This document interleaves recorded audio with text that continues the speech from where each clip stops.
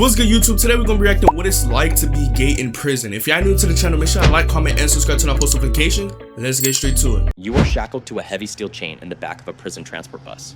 You are absolutely terrified.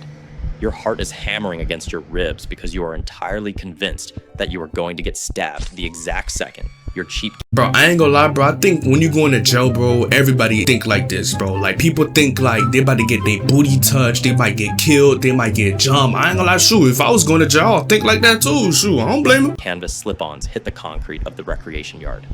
But the 250-pound gang enforcer chained to the seat next to you isn't looking at your neck. He is aggressively, methodically staring at your waistline. Yo, I ain't gonna lie, hell no. Why you looking at me for? Welcome to the most twisted, high-stakes dating market on planet Earth. Welcome to being gay in prison. Oh, nah. You look around and realize you haven't just entered a correctional facility designed for rehabilitation. You have walked directly into a hyper-violent, state-sponsored meat market. And you are the daily special. You survive the intake process. You get stripped, sprayed, and assigned to your cell block. You walk down the tier, clutching your rolled-up plastic mattress, bracing yourself for the violence you saw in movies. But nobody throws a punch, nobody pulls a shank, nobody threatens your life. Instead, the men press their scarred faces against the steel bars and whistle. They make kissing. Yeah, I ain't gonna lie, my boy. Yo, if I'm going to jail, bro, I need a separate room. I need a room by myself, bro. I don't want to go in no jail with somebody else, bro. No. Noises. They lick their lips. They ask your shoe size. They ask if you like to cuddle. Oh, no. They aren't sizing up a rival gang member. They are window shopping. You are shoved into a tiny, windowless concrete cell. The heavy iron door slams shut behind you. You sit on the bunk and think you can read some books, keep your head down, and quietly serve your time.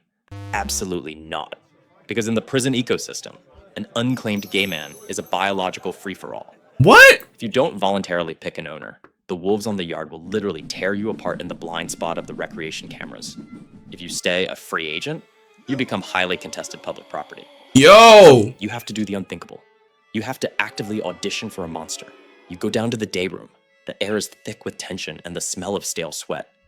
A heavily tattooed shot caller with a terrifying collection of facial scars and arms the size of tree trunks waves you over to his stainless steel table. Nah, bro. I ain't gonna lie, bro. I'm not going to his table, bro. No, bro. I ain't gonna lie, bro. If I'm going to jail, bro, I'm being a solo man. I don't want nobody touching me. I don't want nobody looking at me. None of that. He doesn't threaten you. He smiles. It's a cold, calculated, deeply unsettling smile. He reaches into his gray sweatpants and slides a stolen, highly contraband bottle of baby oil and a preserved candy bar across. How in the world does he even have access to baby oil? How? Yo, bro, nah, bro. Yo, jail be getting freaky deaky. The metal table. This isn't a friendly welcome gift. This is a legally binding, non-consensual marriage proposal. You are starving. The cafeteria food is practically inedible. You are completely terrified. You look at the other wolves circling the edges of the room, staring at you with predatory hollow eyes, just waiting for you to decline his offer. Yo! So, you pick up the candy bar, you unwrap it, and you take a bite. Congratulations. You just sold your absolute bodily autonomy for a few ounces of cheap nougat. Nah. I ain't gonna lie, bro. No, bro. If you give me something, I'm not eating it, bro. I'm eating the prison jail food, bro. I already eat the prison jail food, then somebody giving me something. I'm not about to let you touch my booty. Are officially his boy. When the heavy steel door of your cell locks for the night, the terrifying reality of your brand new domestic life officially begins. You are trapped in a space the exact size of a standard parking space with a convicted, violent killer. You are now entirely responsible for the domestic upkeep of a concrete cage. What? You are washing his socks in the stainless steel toilet bowl. You are making his bed. And of course, you are paying the rent. But here is the absolute mind-bending psychological twist that makes your situation so uniquely horrifying. Yeah, bro, I'm not gonna lie, bro. If I'm going to jail, bro, and then somehow I came somebody, you know, and I gotta clean their bed, I gotta do everything for them. Nah, bro, no, I'm fighting, bro. You not know, bro, no. It's either I'm coming out jail straight or I'm not coming out of jail and I'm dead. That's just how it is. That's how it is. That's how it is. Cause I'm not, no, bro. You actually need him. Because being claimed by one terrifying, violent man is the only thing stopping you from being preyed upon by 200 other terrifying, violent men. He isn't just your abuser. He is your boyfriend, your therapist, and your only security system. When you walk out onto the recreation yard, you have to walk slightly behind him. You have to literally hold his pocket. Nah. He is the only thing keeping you alive. Nah, bro. Nah, screw that, bro. No, bro. I don't care, bro. I'm a solo man. I don't want nobody touching me. I don't want bro. No. So when the lights go out and the guards conveniently look the other way, the price for that protection is violently collected. There is no negotiation. There is no concept of a headache. There is no asking for consent. You are expected to perform your wifely duties with total unquestioning enthusiasm. If you lay there like a dead fish, he takes it as a direct insult to his masculinity and his gang status. And injuring a shot caller's ego in a 6 by 9 foot cell results in a savage, blunt force fractured jaw. So, you fake it. You moan when you are told to moan. Yo! When you are told to smile. Yo! This scarred, violent man uses you in ways that completely shatter every psychological boundary you have ever had. You dissociate so completely that you practically forget your own middle name. You become a compliant, hypersexualized ghost in your own body. What in the world did I just watch? Yo, there's no way I am going to jail and I'm being somebody girl, bro. There's no way that's happening, bro. Me personally, bro, we fighting. I don't care if you're 6'5" and you buff. No. To survive the night. And then the physical act is over. The lights are still out. And the dynamic instantly, violently flips. He pulls you against his heavy chest. He gently strokes your hair. He spends 2 hours whispering in the dark about how much he misses his grandmother's cooking. He vents about how the daytime guards are disrespecting him and hurting his feelings. The man who just violated every boundary you had is now a wounded, homesick child asking you to hold him. Yeah, bro, nah, bro. I ain't gonna lie, bro. I will plot on this man. I will plot on this. Matter of fact, no, I'm gonna be nice to him. I'm gonna ask him, be like, yo, bro, what's your name? You know, let me get your number. We should kick out. We should hang out. As soon as I link up with this guy, all I gotta say RIP to you, because there's no way you just did that to me. And you do, because you have to. You are forced to provide deeply emotional, domestic intimacy to a clinical sociopath. You are trapped in a non-consensual honeymoon with a violent felon. The next morning, it is shower time. This is the ultimate, terrifying display of prison ownership. You walk into the steaming, echoing shower room, surrounded by 50 heavily armed, predatory men. The humidity is choking. Shivs are hidden in waistbands. The guards are staring at the ceiling. Your husband doesn't let you shower alone. He presses you against the wet, moldy tiles. He lathers up a bar of cheap institutional soap and physically washes your back in front of the entire gang. It is incredibly degrading, aggressively sexualized, and deeply humiliating. But you realize, with absolute paralyzing horror, that you actually want him to do it. Because every single man in that shower room is watching. Yo, no, bro. I would do it by myself, bro. I ain't gonna lie, bro. I'm going to the guards, bro. I ain't gonna lie. I'm going to the guards. Your husband is broadcasting is crystal clear. This body belongs to me. If you touch him, if you even look at him the wrong way, I will put a sharpened piece of steel through your kidney. Yeah, bro, you see, there's pros and cons. The pros, you're safe, nobody ain't gonna mess with you. But the cons is, yo, this man is using you, bro. Like, the muscle of your body is getting torn apart. That should not be even a thing, bro. Like, that should not, like, bro, no, bro.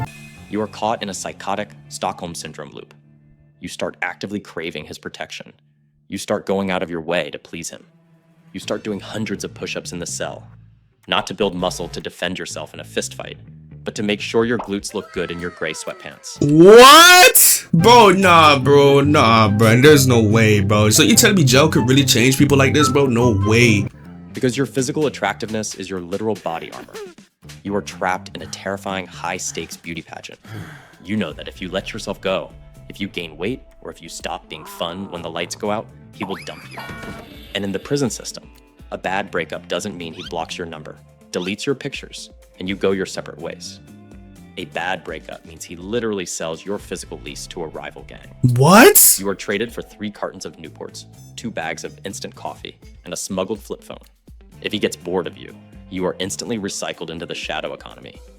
You don't get to pack your bags. You don't get to call HR to complain about a hostile work environment. You are simply passed from cell to cell, like a library book in a facility. To this point, bro, you belong to the football team, bro. If you're just getting passed around, you just belong to the football team. There's no way I'm going to jail and I'm just getting passed around and they're saying they're just using me. Nah, bro. I ain't gonna lie, bro. You got it, bro. No. Where nobody knows how to read. You are forced to learn the twisted, highly specific sexual preferences of entirely new predators. You have to figure out exactly how the new shot caller likes his socks folded, how he likes his shoulders massaged, and what he demands in the dark. You have to restart the entire traumatic audition process just to keep a roof over your head in a facility you can't even leave. No, bro, no. If they could stick up for themselves, you could do the same thing, bro. There's no way I'm being somebody girl, bro. There's no way, bro. They could stick up for themselves, you could do the exact same thing for your exact self, bro. And then when a new inmate come, you can make them your girl if you want to. I don't know. So you swallow your pride, you smile, you flirt, you actively seduce the man who holds your life in his massive tattooed hands.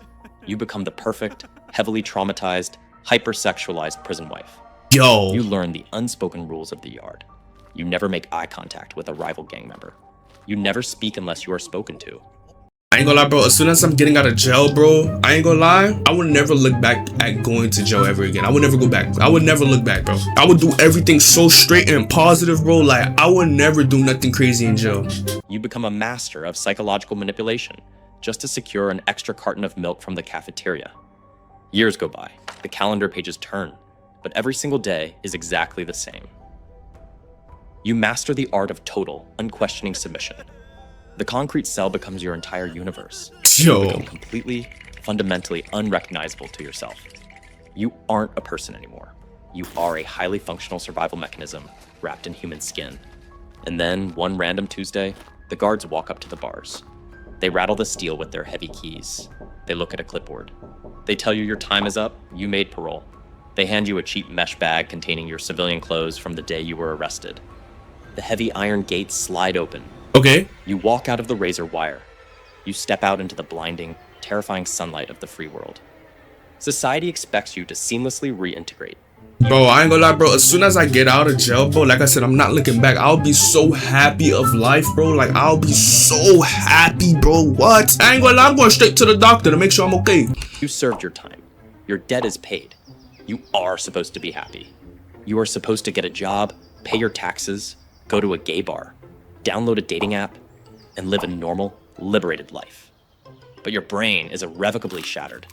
You are sitting in a normal, dimly lit civilian bar. The music is playing. People are laughing. A handsome, completely harmless guy walks up to you. He smiles warmly. He compliments your outfit and offers to buy you a drink. He gestures to the bartender, and a few seconds later, he slides a colorful cocktail across the polished wood of the bar. You look at the glass, and your heart rate violently spikes to 180 beats per minute. Yo! You're hyperventilating. Cold sweat drips down the back of your neck. Your pupils dilate.